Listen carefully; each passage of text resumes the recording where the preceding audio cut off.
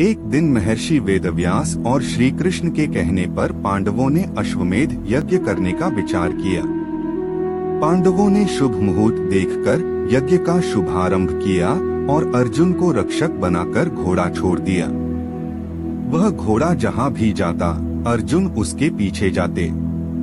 अनेक राजाओं ने पांडवों की अधीनता स्वीकार कर ली, वहीं कुछ ने मैत्रीपूर्ण संबंधों के आधार पर पांडवों को कर देने की बात मान ली।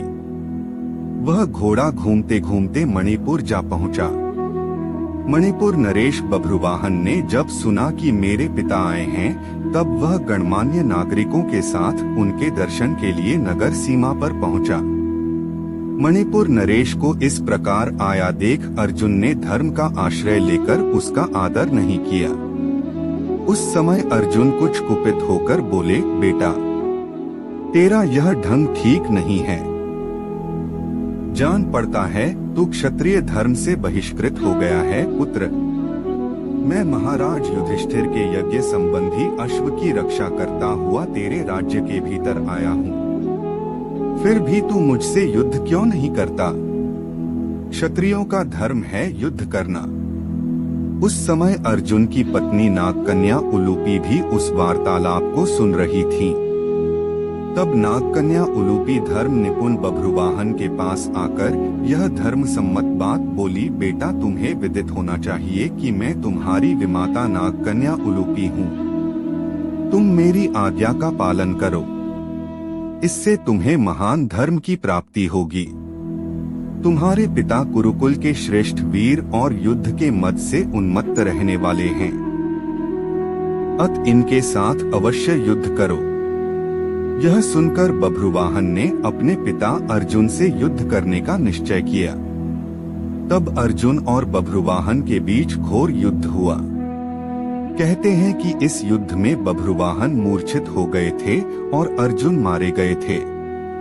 अर्जुन के मारे जाने का समाचार सुनकर युद्ध भूमि में अर्जुन की पत्नी चित्रांगदा पहुंचकर विलाप करने लगी।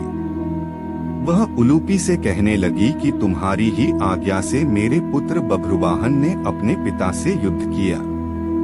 चित्रांगदा ने रोते हुए उलूपी से कहा कि तुम धर्म की जानकार हो बहन, मैं तुमसे अर्जुन के प्राणों की भीख मांगती हूँ। चित्रांगदा ने कहा, मेरा बेटा भले ही मारा जाए, लेकिन तुम अर्जुन को जीवित करो, अन्यथा मैं भी अपने प्राण त्याग दूंगी।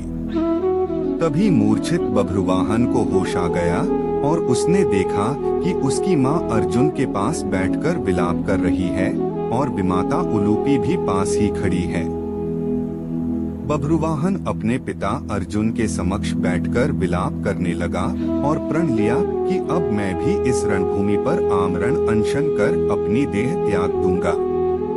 पुत्र और माँ के विलाप को देखकर उलूपी का हृदय भी पसीज गया और उसने संजीवन मणिका का स्मरण किया।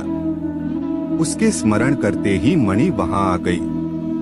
तब उन्होंने उस मणि को अर्जुन से स्पर्श किया। मणि के स्पर्श होते हुए ही अर्जुन देर तक सोने के बाद जागे हुए मनुष्य की भांति जीवित हो उठे। फिर उसने अश्वमेध का घोड़ा अर्जुन को लौटा दिया और अपनी माताओं चित्रांगदा और उलूपी के साथ युधिष्ठिर के अश्वमेध यज्ञ में शामिल हुए।